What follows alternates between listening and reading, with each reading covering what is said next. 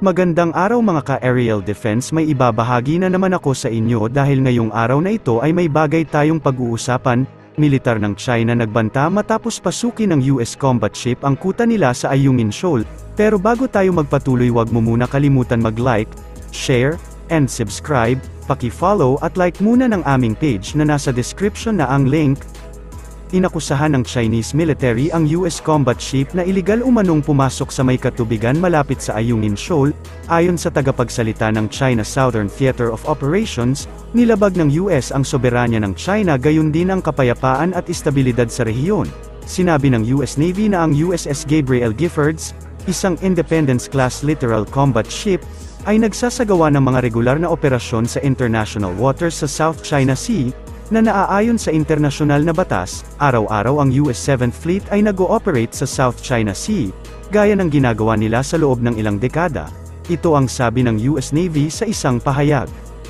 Ang mga operasyong ito ay nagpapakita na sila ay nakatuon sa pagtataguyod ng isang free and open Indo-Pacific region.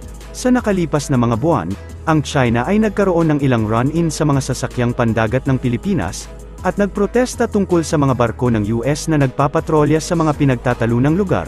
Sinabi ng tagapagsalita ng militar ng China na ang barko ng US ay sinusubaybayan at sinundan, at ang mga tropa ng militar ng China ay nasa mataas na alerto sa lahat ng oras upang determinadong ipagtanggol ang pambansang soberanya. Sinabi naman ng US Navy na hindi sila mapipigilan sa patuloy na magtrabaho kasama ang kanilang mga kaalyado at kasosyo sa pagsuporta sa kanilang ibinahaging pananaw para sa isang free and open Indo-Pacific region. Noong 8 ng Setyembre, namataan ang isang American reconnaissance plane na US Navy P-8 Poseidon aircraft na paikot-ikot sa himpapawid malapit sa Ayungin Shoal kasabay ng resupply mission ng Pilipinas, kung saan pinalibutan at hinaras ng mga China Coast Guard at maritime militia ships ang barko ng PCG na nag-e-escort sa resupply boats. Hinimok ng nangungunang diplomat ng France ang China noong Lunes na muling isipin ang mapanindigang pag-uugali nito sa South China Sea, na nagsasabing hindi kailangan ng mundo ng bagong krisis. There are many. The promotion by China of a potential alternative world order, human rights, where we have different views, economic imbalances and sometimes coercion, and a more and more assertive, and I'm diplomatic by saying assertive, more and more assertive behavior in its neighborhood, sometimes threatening the safety of navigation. We are, of course, concerned in this regard with what happened a few days ago to the Australian Navy, as well as what happened to the Philippines a few weeks ago. And then there is Taiwan. On this issue of concern to the whole world, we're sending very clear messages to all. Calm and stability must prevail in this Taiwan Strait. And certainly the world doesn't need a new crisis. For all these reasons, we will keep engaging China constructively, and there are actually encouraging signs that our efforts are paying off somehow in creating some positive trends of cooperation. Pinapalakas ng China ang military drills sa estratehikong crucial na Taiwan Strait, habang ang Chinese Coast Guard ay inakusahan ng pagiging agresibo sa mga Filipino fishing boat sa pinagtatalunang karagatan. Pinuna ng Australia ang China noong nakaraang buwan dahil sa hindi ligtas at hindi propesyonal na pag-uugali nito sa dagat, na nagsabing ang isa sa mga Navy diver nito ay nasugatan ng mga sonar pulse mula sa paparating na barkong pandigma ng China. Sinabi ni French Foreign Minister Catherine Colonna, na dapat gampanan ng China ang bahagi nito upang mabawasan ang mga tensyon sa rehiyon ng Asia-Pacific. Binigyang diin ni Colonna na dapat maging malaya ang China na ituloy ang pagtaas ng ekonomiya, ngunit bilang kapalit ay kailangan nitong matugunan ang mga internasyonal na inaasahan sa mga issue tulad ng karapatang pantao. Inaangkin ng China ang karamihan sa South China Sea, kabilang ang mga tubig at isla na malapit sa baybayin ng mga kalapit bansa nito. Ang Pilipinas, Brunei, Malaysia, Taiwan at Vietnam ay may claim din sa iba't ibang isla at bahura sa dagat, na pinaniniwalaang naglalaman ng mayaman sa oil reserve. Ang mga sasakyang pandagat ng China sa Julian Felipe Reef ay lumilitaw na walang tao, na iniiwan bilang isang demarcation ng teritoryo, ayon kay National Security Council spokesperson Jonathan Malaya noong Lunes. Madaming Chinese maritime militia vessels dito sa Julian Felipe Reef what is just alarming about this is yung numero, no? Ang dami. Actually, Grabe yan, parang meron tayong ano dyan, wall. yes, no? Parang hindi Great Wall eh. Parang Great Wall of China nilagay dyan. Yes, parang they're trying really to change the facts on the ground, no? So, as a result of this, no, nagdesisyon ang National Task Force West Philippine Sea na ipaalam ito sa publiko what is happening at this reef, yung Julian Philippine Reef, na nagkakaroon na naman ng swarming, at nagpadala tayo ng mga tropa doon. No, Coast Guard vessels were dispatched to that area to fly the flag as well.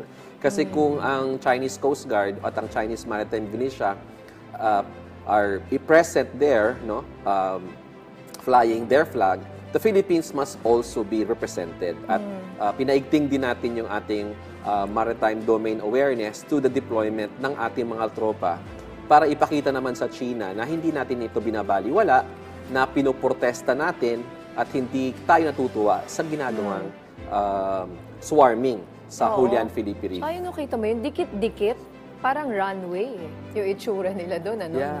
Pero dati hindi ganyang karami. Hindi, umaabot din sa, well, ngayon yung pinakamarami. Pinakamarami. Sa na-monitor natin. And alam mo niya, sa pagmamonitor natin, wala din tao yung mga yan. No? Talagang nakapark. Pinark lang nila yan dyan. Kaya nga tinitingnan ko nasaan yung tao. Wala nga eh. Wala. Well, Iniwan na lang there doon, may baka may be a konti. skeletal crew Oo. there, no? Pero mostly it's just there, just, you know, to show to the world na etong lugar na yan ay sa amin. And tayo po, we do not accept that. And we will also, we are deploying our assets as well para ipakita rin sa China na hindi tayo, na hindi natin ito tinatanggap at pinoprotesta natin yung kanilang swarming na ginagawa. Ito ay matapos na mamonitor ang kabuuang 135 Chinese vessels sa Julian Felipe Reef sa West Philippine Sea nitong weekend. Sinabi ni Malaya na maaring mayroong isang skeletal crew na nag-ooperate sa kanila. Ngunit sinabi niya na sila ay halos mayroong isang simbolo ng estado. Sinimulan naman ng Pilipinas at France ang pag-uusap para magtatag ng isang visiting forces agreement sa pagitan ng dalawang bansa.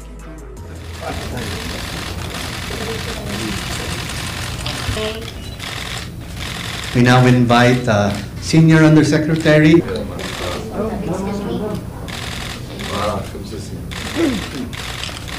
Pour avancer concrètement, nous venons de signer une lettre importante. So, on very practical matters, we've just signed a very important letter Avec un certain nombre d'objectifs politiques, with a number of political goals, et notamment celui de sécuriser juridiquement nos différents partenariats opérationnels. especially giving legal security to our operational partnerships. Tout ça participe évidemment à un agenda de remontée en puissance de notre présence dans l'Indo-Pacifique. So we are working on an agenda of strengthening our presence in the Indo-Pacific. We intend to take concrete steps into leveling up and making more comprehensive our defense cooperation, principally by working to get authorization from our respective heads of state and relevant agencies to begin negotiations for a status of visiting forces agreement. And we agree to work on shared values, shared cooperation, not only in the South China Sea, but also in the Greater Pacific area, where France also has a presence, and which we want to further the defense cooperation and presence with the other oceanic nations. By the Philippine Secretary of National Defense and the French Minister of the Armed Forces.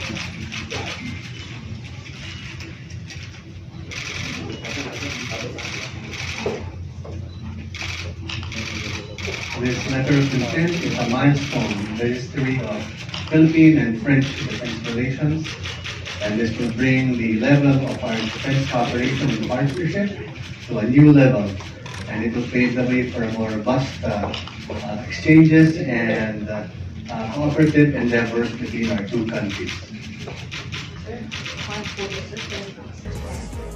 Para sa mas madaming update tungkol sa ating defense, abangan lamang ang aking mga bagong video. Para naman sa mga gusto magpa-shoutout, mag-comment lamang po at share, paki-follow at like muna ng aming page na nasa description na ang link. Huwag mo na rin kalimutan mag-like, share, and subscribe. Pindutin mo na rin ang bell para updated kayo sa aking mga video.